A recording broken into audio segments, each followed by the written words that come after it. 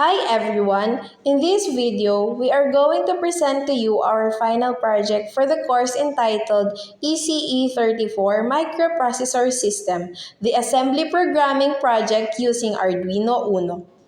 We present to you the members of the group: Denrick Adrian B. Bermejo, Judith Gail D. Dorado, Trixilin May C. Factor, John Cesar P. Laguardia, Randall Joshua F. Remando, and Charles Gino V. Pastor.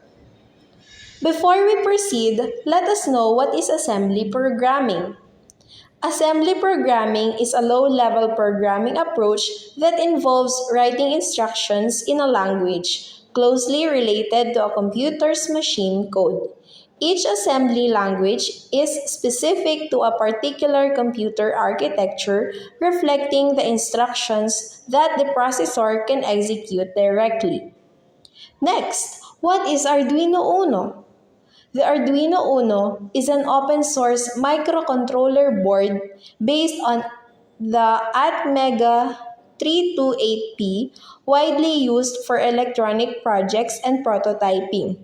It features 14 digital input and output pins with 6 analog inputs, a 16 MHz quartz crystal, and is programmable via Universal Serial Bus using the Arduino IDE.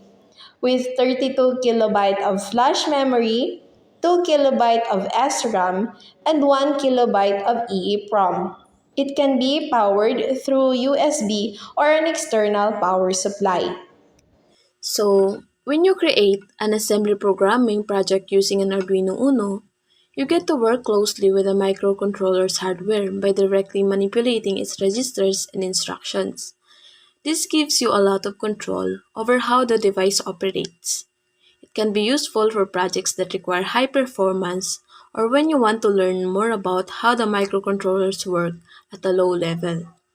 So, in short, it's a way of programming the Arduino Uno in a more detailed and hands on manner. Next up, we have the project objectives. So, in this project, we are expected to first utilize the use of input and output. So, this project aims to make use of the Arduino's ability to take inputs from sensors or buttons and control outputs like LEDs or actuators. It's about connecting things to the Arduino and making them interact with each other. The second one is to identify the conditionals. So this involves making decisions based on certain conditions.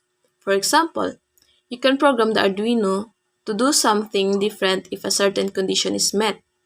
It's like telling the Arduino, if this happens, do this. Otherwise, do something else. And last but not the least, to understand and provide the loop. So this project also focuses on repeating certain instructions multiple times.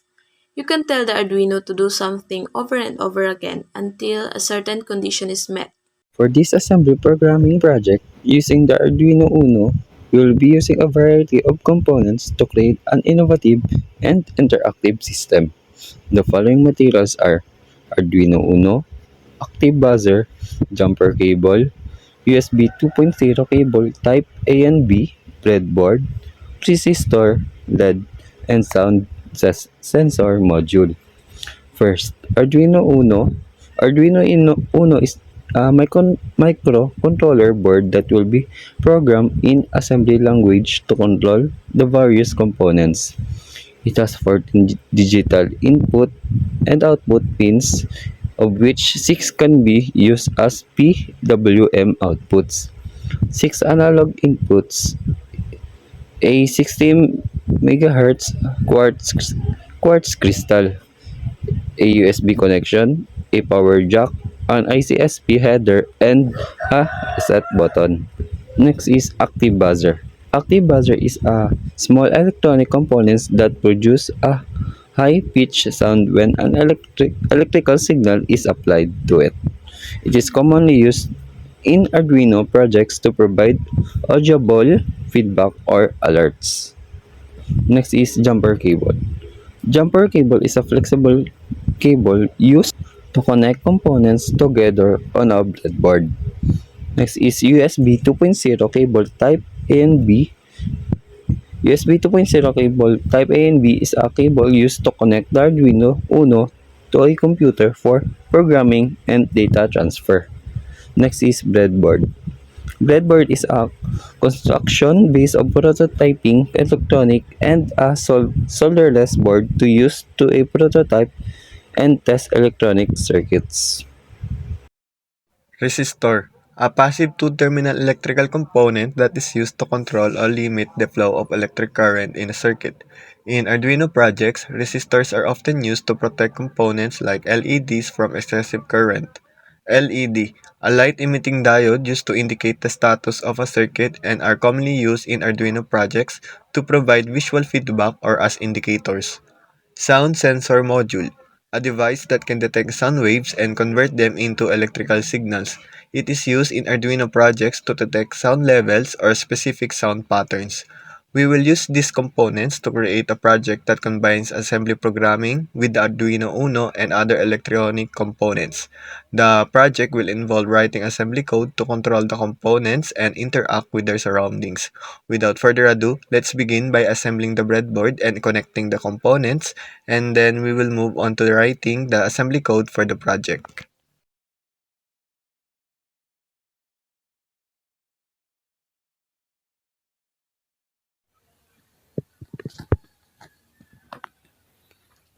Today, I'm excited to walk you through the step-by-step process of creating and operating sound sensor alarm using Arduino Uno.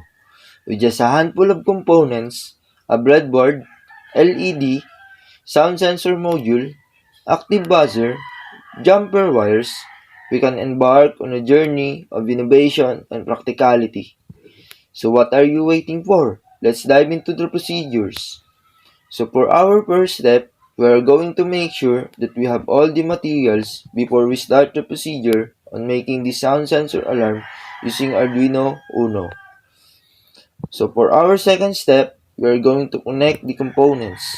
Using jumper wires, carefully connect the sound sensor module to the Arduino Uno. Ensure that the VCC pin of the sound sensor is connected to the 5V pin on the Arduino Uno. The ground pin is also connected to the ground pin, and the output pin is connected to the analog pin such as pin A2. Next, connect the active buzzer to the Arduino Uno. Attach the positive pin of the buzzer to the digital pin 11, and the negative pin is connected to the ground pin. Finally, let's connect the LED to the Arduino Uno. Connect the positive pin or the long leg terminal of the LED in series with the 220 ohm resistor to the digital pin 13 and the negative pin to the ground pin. In conclusion, by following these simple steps, we can create reliable sound sensor alarm system using Arduino Uno. It's a testament to the accessibility and versatility of the DIY electronics. So thank you for joining me on this journey of creativity and innovation. So, para naman sa code natin, so, ito yung kinode namin, which is atong sa sound sense value or yung aming sound detector.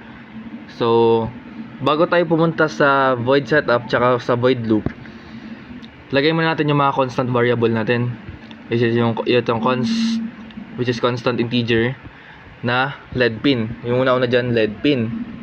So, ilagay natin siya sa 13. Tapos yung sound pin natin sa analog 2. Sa A2. Tapos yung buzzer pin natin sa D11. Tapos yung sound sense value natin. So, sa void setup, natin, yung pin mode na LED pin, which is gagawin nating output, as well as the buzz pin. Kasi nga, ito yung sasenda ng information pagdating ng pag na-receive ng input yung information. So, ito yung maliban dito, yung sound pin natin yun lang yung input. Bakit input yung sound pin? Kasi ito yung ating sound sensor. Na yung input niya is yung sound, tapos yung magiging output niya, tutunog yung buzzer tsaka mag-iilaw yung LED or yung LED pin.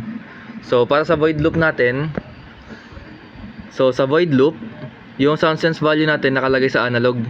Yan, yung sound pin. So i-code lang natin dito digital write. Lagay mo lang yung LED pin.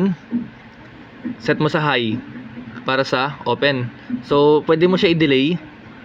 So pwede mo siyang i-set yung delay. So yung ratio dito ng delay is 1000 is to 1 or 1000 dito sa value is to 1 second siya. So pag sinabing 5,000, 5 seconds. So pagdating naman sa tone, pwede mo rin siyang i-set as well delay. Yun. Tapos sa LED pin naman, pwede mo rin siyang yung kanyang on off. Gawin mo lang, lagay ka lang ng low. Lagay mo lang yung low para sa pag turn off ng LED as well as the buzz pin. So depende na lang, optional na lang to sa pag-code kung paano yung magiging setup or magiging timing mo dito sa void loop. Yung magiging timing mo ng sound ng output ng ating final project. So yun yung nilalaman ng code namin. So after nung pag-code, syempre i-check mo pa rin siya kung may error sa ating kinode. So mababasa nyo dito compiling. So done compiling. So far nung una may mga errors kami. So nangyari nagkamali lang kami sa mga spacing tsaka sa capitalization ng letter. At the same time yung aming bracketing. So instead of close open inalagay namin. So after that, check mo lang siya, upload mo lang siya sa ating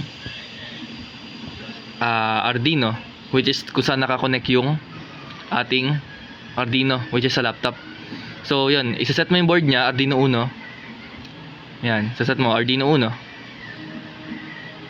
Tapos sa ports naman, pag isasaksak mo na yung sound sensor, so yung Arduino may lalabas dito na information. So yun, tapos pipilian mo lang siya ng kung anong klaseng board ang pipiliin. So search natin Uno. So yun, lalabas yung Arduino Uno. So okay lang natin. Tapos yan, ito na yung board natin. So yun, thank you. So testing, for the final testing or the final output, so makikita nyo sa video na ito or sa ipi-play na video yung naging output namin na kung saan mag-create kami ng noise. Then ang mangyayari, yun yung input, dun papasok yung information. Then output naman natin is yung buzzer at yung LED pin. Yung buzzer tutunog at the same time yung LED pin iilaw. So watch this video.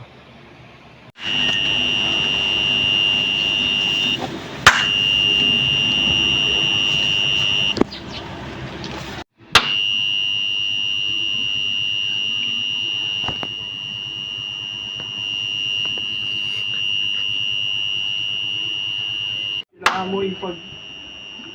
Cellphone.